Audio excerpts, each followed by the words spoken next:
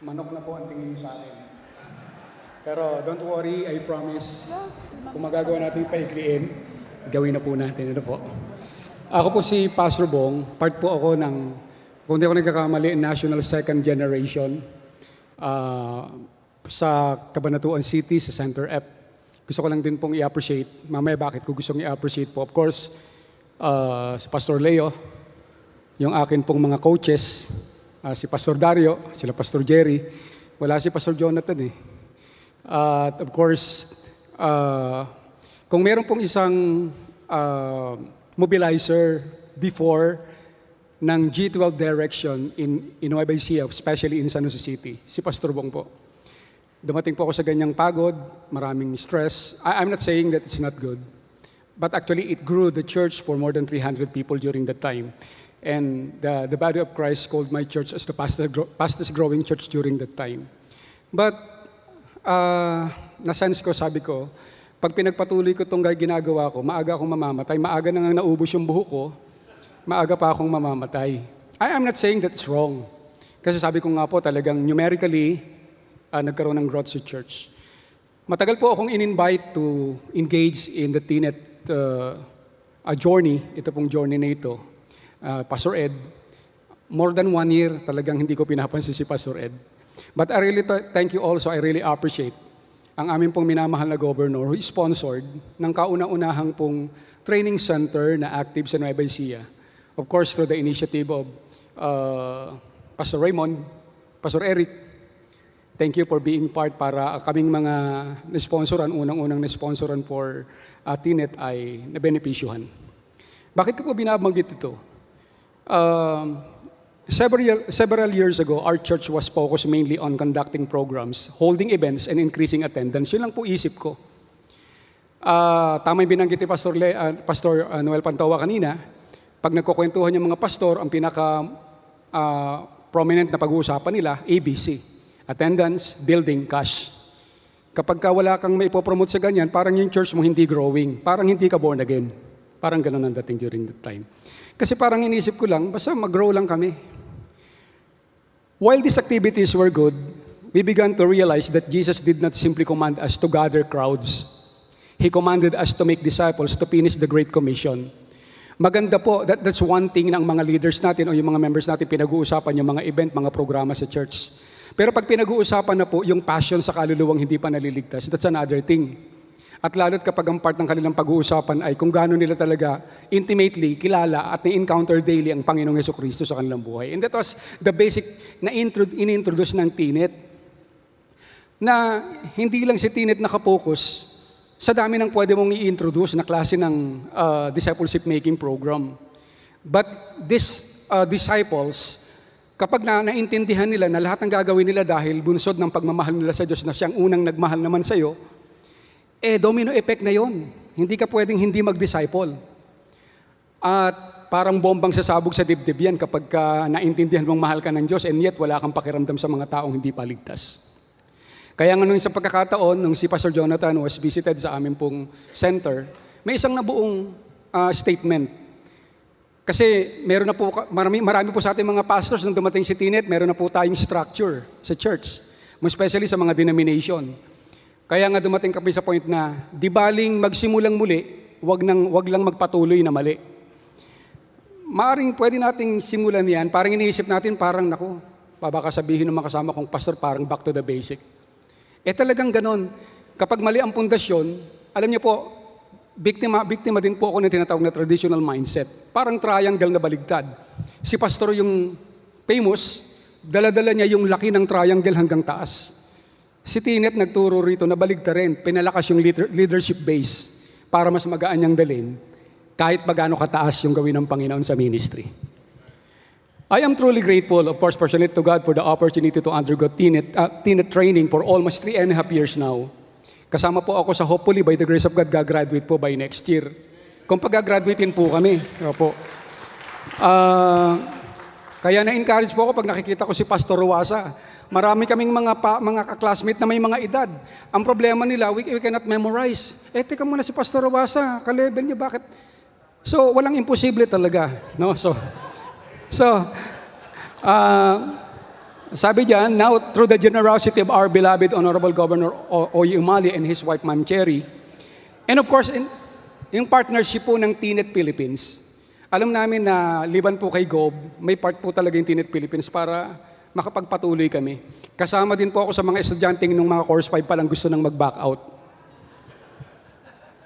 Lalo't kapag naintindihan mo na bago ka pumasok ng susunod na course, may exam. Di po ba? Ayaw na namin, parang, sabi nga nung isang kasama kong pastor, hindi ba na-biktima tayo ni Pastor Dario? Naaalis tayo sa direksyon natin, napapagalitan tayo ng ating mga seniors kasi mukhang may ibang direksyon na naman tayo. Pero ang maganda, kapag nakikita nilang may growth, napapasalamatan din po nila ang Panginoon. As a pastor, I have always desired to see people grow in their faith. But Tinet helped me realize that lasting transformation happens through intentional relationship, not just through programs and activities, but intentional relationship to the people. Throughout intentional discipleship-making training and renewed commitment to the Great Commission, God transformed our vision.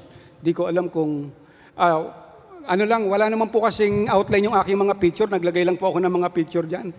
No po, ito lang po talagang ko. Anyway,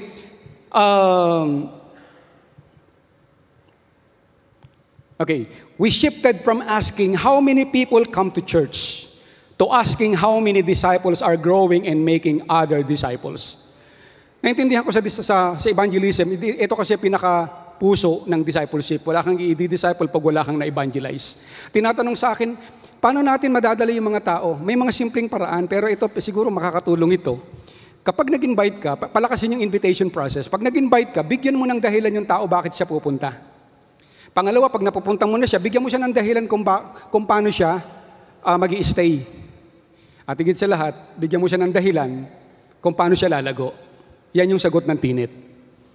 Bigyan mo siya ng dahilan para lumago. As we intentionally invested in relationship, small groups, mentoring, and on-life discipleship, we witnessed remarkable changes.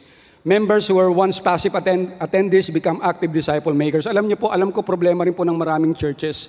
How to have proper transition from traditional setting of congregation na makapag-create ng mga small group within.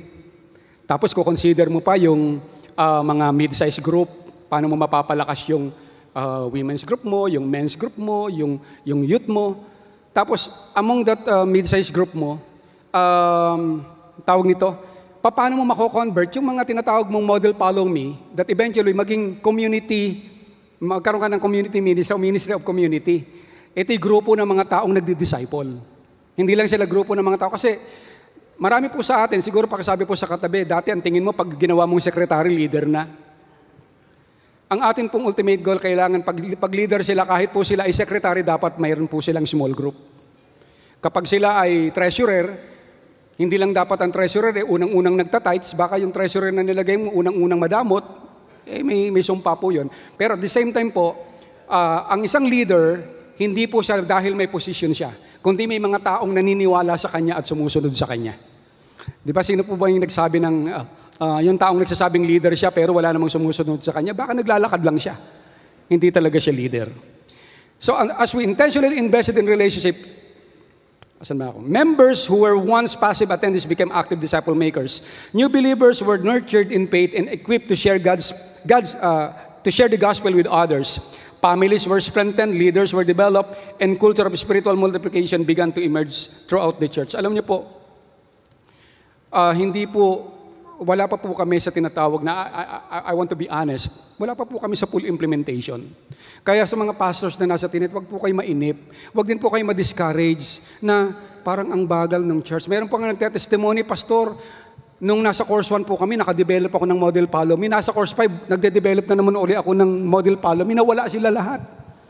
So ulitin ko, di baling magsimulang muli, wag lang magpatuloy na mali.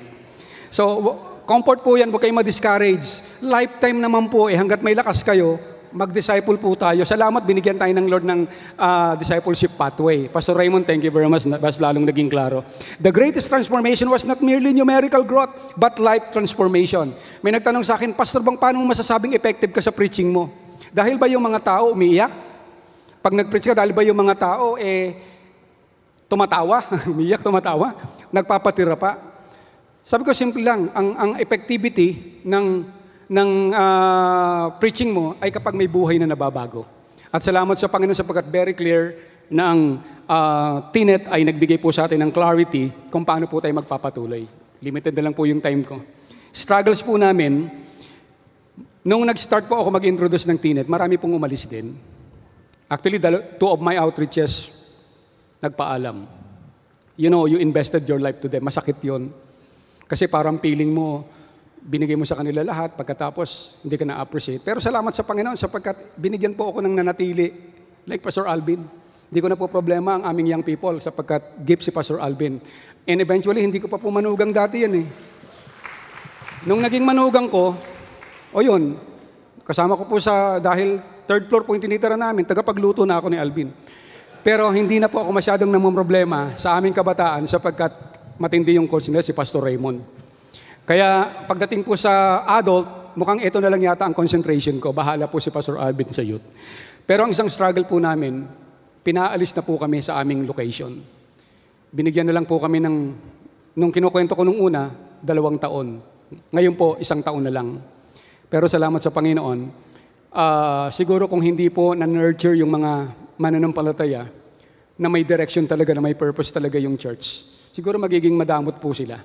When I preach for sermons, for stewardship sermon, one of my leaders, nung nag-abroad po siya, iniisip ko na hindi siya ganun kalalim. Pero for the first time, sabi niya, Pastor, isesend ko po yung unang buwan na buong sahod ko may first fruit. Kaya, ulitin natin yung sermon. Para yung mga board of demons mo, yung board of deacons mo, ma-encourage din sila to be more faithful and generous. Hopefully, by the grace of God, dito gusto ko po mag-end. Marami po sana ako sasabihin. Hopefully, by this year, kasi nakabili na po kami ng 1,000 square meters na lupa, hopefully, makapag-start po kami ng bagong location po namin. Mag-start na po sana kami ng January.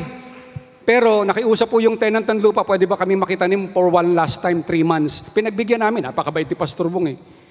Pagkatapos, nung magsisimula na kami, nagpadala ng sulat yung City Planning Office. Walang gagalaw sa lahat ng lupa na nasa tabi ng bypass road sapagkat i-reclassify pa. Sabi ko, Panginoong Diyos, ano na naman po ang dahilan ng kaaway? Ayaw talaga kaming pagtayuin.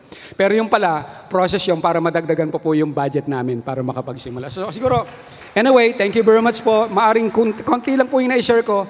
Pero sa mga katulad ko pong TNET students, wag po kayong bawal na bawal at ipapako sa krus yung titigil sa kanilang training. Lalo't maisip ninyo, gusto lang po namin i-testimony, ang aming governor gumagastos ng 1.2 million every course sa Nueva Ecija. Wag po nating sayangin, especially sa aking mga kasama sa Nueva Ecija. God bless po and magandang umaga po.